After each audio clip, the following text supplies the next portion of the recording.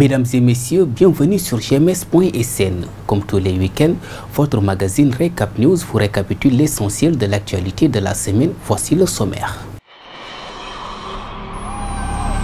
Au Sénégal, 1700 enfants naissent avec la drépanocytose, une maladie génétique.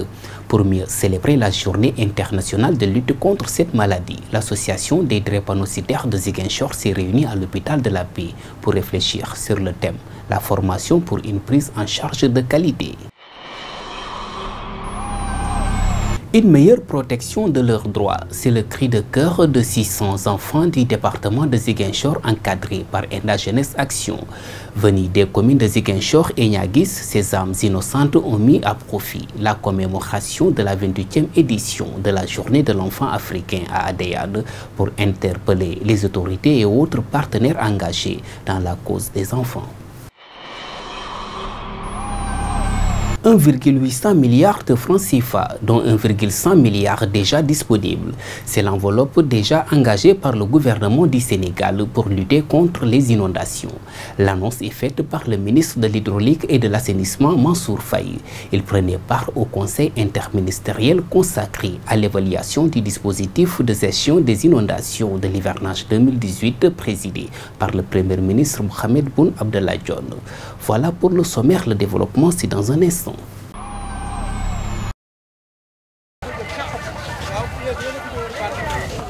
Voilà le décor des ruelles du marché Saint-Maur de Ziguinchor après chaque fête.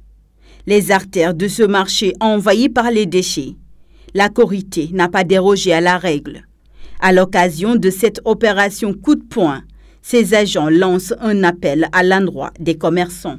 Li ñuy wax toujours rek commerçants yi ñoo ñu xaw a sonal ndax des fois seen magasin yi dafay am ay dépôts yoo xamante ni ay bagages yoo xam ne du baax.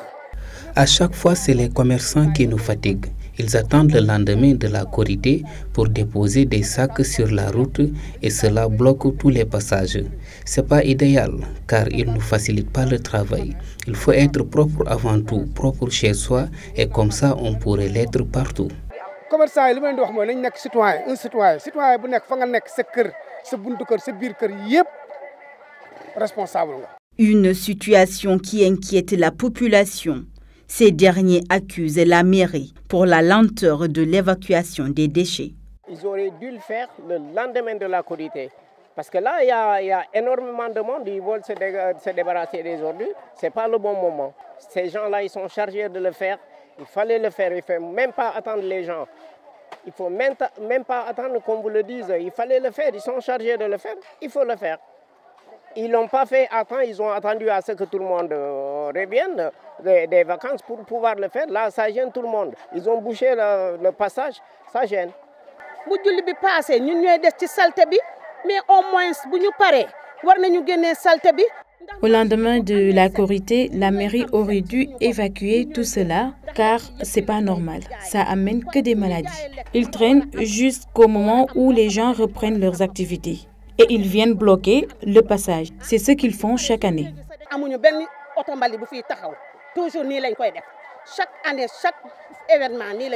Nettoyer, c'est bien. Ne pas salir, n'est-il pas encore mieux? Si tout le monde comprenait cet adage en faisant du bien public sien, ce marché, tout comme d'autres lieux, pourrait être épargné de ce visage hideux qu'on ne cesse de leur donner à l'occasion de chaque fête. Faire le bilan de la campagne écoulée et se projeter sur celle de 2018-2019 est l'objet du comité départemental de développement convoqué par le préfet de Bignona. L'objectif est d'améliorer les performances agricoles dans le département. Cependant, il y a beaucoup d'entraves à cette volonté, notamment la divagation des animaux. Malheureusement, peut-être, je ne sais pas, je ne suis pas bien renseigné, mais malheureusement, je dis que dans ce sens, ils ont beaucoup favorisé l'éleveur que le producteur agricole.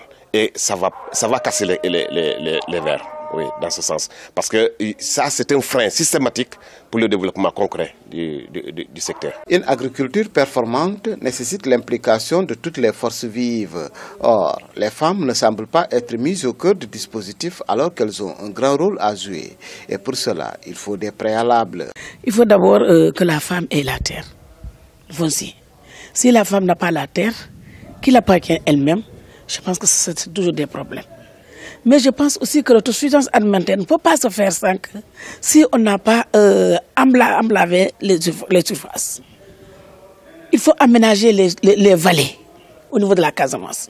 Si ces vallées ne sont pas aménagées, l'autosuffisance alimentaire ne sera jamais. Nous, en tant que fils de Casamance, nous devons accepter de remembrer nos rizières. Si on ne le fait pas, on va être là à cultiver du début à la fin, on n'aura rien. À cause des changements climatiques, entre autres, la pluviométrie est devenue irrégulière. Il faut alors s'y prendre très tôt avec un dispositif mis en place à temps. Il faut dire que le niveau de mise en place est relativement satisfaisant.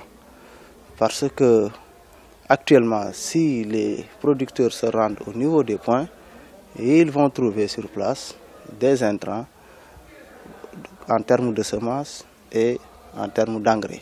Mais nous souhaiterions quand même que le rythme de mise en place soit un peu accéléré, puisque nous commençons à enregistrer quelques pluies, même si il ne s'agit pas pour l'essentiel de pluies appelées utiles. Il faut dire qu'au cours de cette rencontre, il a beaucoup été question du barrage inachevé d'Afignam, devenu une forte préoccupation des producteurs du département de Bignona. Mais le préfet a rassuré les acteurs, évoquant l'engagement et la détermination de l'État à résoudre cette question dans les meilleurs délais. Ce 19 juin est célébrée la journée internationale de la lutte contre la drépanocytose. La drépanocytose, une des maladies génétiques la plus fréquentes au monde, surtout en Afrique subsaharienne. Sur une population de 15 millions d'habitants au Sénégal, 1700 enfants naissent chaque année avec la drépanocytose. C'est une maladie assez fréquente au Sénégal. Si on voit en termes de fréquence, une personne sur 10 porte le gène de la drépanocytose. Et malheureusement, parmi ces personnes, il y en a certaines qui portent la forme qu'on appelle syndrome drépanocytaire majeur, c'est-à-dire la forme homozygote SS ou SC. Ces formes sont souvent très sévères et nécessitent un suivi. De l'autre côté, il y a la forme AS, qu'on appelle communément le trait drépanocytaire, AS. Celle-là, le plus souvent, elle n'est pas symptomatique. À Ziguinchor, près de 100 enfants sont atteints de cette maladie. Et donc, à l'heure actuelle, au niveau de la structure, en particulier au niveau du service de pédiatrie, on a une centaine d'enfants qui sont suivis, tous des syndromes drépanocytaires majeurs. C'est-à-dire des formes SS ou bien des formes SC ou S-bêta-thalassémie. Et la moyenne d'âge de ces enfants tourne autour de 8 ans. Le plus jeune est à peu près moins de 1 an, il a à peu près 11 mois, et le plus âgé a à peu près 21 ans. La drépanocytose semble être une maladie peu connue du public. Et c'est l'occasion pour l'association des drépanocytaires de Ziguinchor de partager et de sensibiliser sur la maladie. Donc la drépanocytose, comme vous le savez, c'est une maladie héréditaire, une maladie du sang. Voilà, donc une maladie un peu particulière. Bon, en fait, moi j'ai eu mon bac en 99. J'arrive à Dakar pour faire ma première année. Juste les analyses avant de s'inscrire, c'est là où on m'a dit que je suis drépanocytaire. Mais je suis drépanocytaire de type AS. Je suis maman d'une fille atteinte de drépanocytaire de type SS. On est actuellement hospitalisé à l'hôpital de la Paix. Je vous dis que c'est une maladie très délicate. Surtout pour sa prise en charge. C'est un peu difficile pour nos mamans, surtout pour les frais médicaux et l'hospitalisation, les analyses, les radiographies et autres. C'est un peu cher. Le soutien moral, ne serait-ce que ce soutien moral, il est important. Si on a le soutien moral, on a tout et on peut avancer. Mais même si on a un soutien financier, mais sans un soutien moral, c'est difficile, on ne peut pas avancer, nous serons seuls. La drépanocytose était considérée auparavant comme une maladie africaine, mais aujourd'hui, elle existe un peu partout dans le monde. Un test de dépistage est conseillé avant le mariage. Décalé pour 4 jours à cause de la fête de Korité. C'est finalement ce 20 juin que les enfants des communes de Ziguinchor et Niagui sont rejoints leur père de la commune d'Adéane pour la commémoration de la journée internationale dédiée à l'enfant africain en souvenir du massacre des enfants de Soweto en 1976. De la mairie à la case foyer des femmes, ces 600 âmes innocentes ont marché et interpellé les autorités pour une véritable protection de leurs droits. Il n'y a pas de protection. Si aujourd'hui on a entendu les enlèvements des enfants, ça ce n'est pas bon. Maintenant les autorités devront faire tout pour nous aider, pour qu'on lutte contre les enlèvements des enfants. Il y a des villages qui n'ont pas de courant et d'autres ont. Mais je voulais seulement que les autorités nous aident pour que tous les enfants soient déclarés à l'état civil.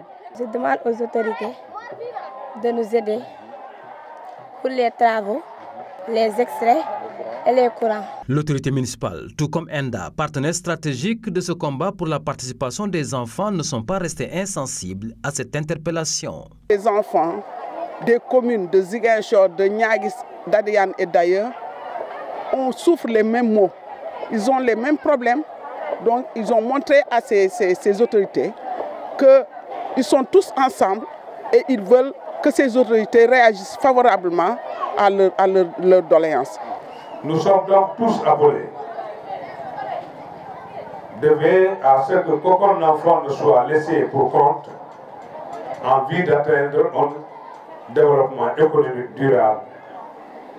Ceci est particulièrement important dans le contexte africain où les enfants constituent la majorité de la population. Ils ont montré qu'ils sont le levier du développement de l'Afrique et ils sont la moitié de la population de l'Afrique. Qu'on ne laisse pas en rade sur toute action que les autorités ou les gouvernements sont en train de faire, de les impliquer. Rappelez que cette 28e édition de la commémoration de la Journée de l'enfant africain a été placée sous le thème « Aucun enfant laissé pour compte pour le développement de l'Afrique ». Le gouvernement sénégalais n'a pas lésiné sur les moyens financiers pour faire face aux inondations qui hantent le sommet des populations en cette période d'hivernage. La matrice d'action prioritaire MAP définie par le Premier ministre Mohamed Boun Abdallah Dionne tourne autour d'1,800 milliard de francs CFA, dont 1,100 milliard de francs CFA disponibles. Mansour Faye, ministre de l'Hydraulique et de l'Assainissement. La matrice d'action prioritaire définie par M. le Premier ministre tournera autour d'un montant de 1,8 milliard de francs CFA, dont les 1,1 milliard seront mises à disposition dès à présent pour permettre en tout cas d'anticiper sur certaines actions liées donc à la gestion des inondations. Il faut retenir que par rapport à la MAP, c'est des actions urgentes à mettre en œuvre, combinées à travers les différentes structures qui interviennent au niveau du plan de gestion des inondations. D'autres budgets sont mis en contribution à travers les sectoriels. S'exprimant au terme d'un conseil interministériel consacré à l'évaluation du dispositif de gestion des inondations de l'hivernage 2018, Mansour Faye rassure que des mesures urgentes sont prises en compte. Il y a donc le système de pompage effectué par la Brigade nationale des sapeurs-pompiers, des actions de prévention en matière de santé exécutées à travers donc le service national d'hygiène, d'autres actions de prévention exécutées à partir de la direction de la protection civile, en tout cas tous les acteurs qui interviennent dans la gestion de lutte contre les inondations. Le ministre de l'Hydraulique et de l'Assainissement lance un appel à l'endroit de la population. C'est la gestion en tout cas de ces ouvrages en réalité, puisque peut arriver des fois même que des promoteurs en réalité stockent des gravats ou du sable pour les besoins donc de construction. Et à l'arrivée des pluies, effectivement, ce sable se retrouve dans les canaux. Donc il faut nécessairement en tout cas un comportement citoyen qui puisse permettre de prendre des dispositions, évitant ainsi effectivement de retrouver ces agrégats dans les canaux. Voilà qui met fin à ce magazine. Merci de l'avoir suivi. Passez un excellent week-end et à la semaine prochaine.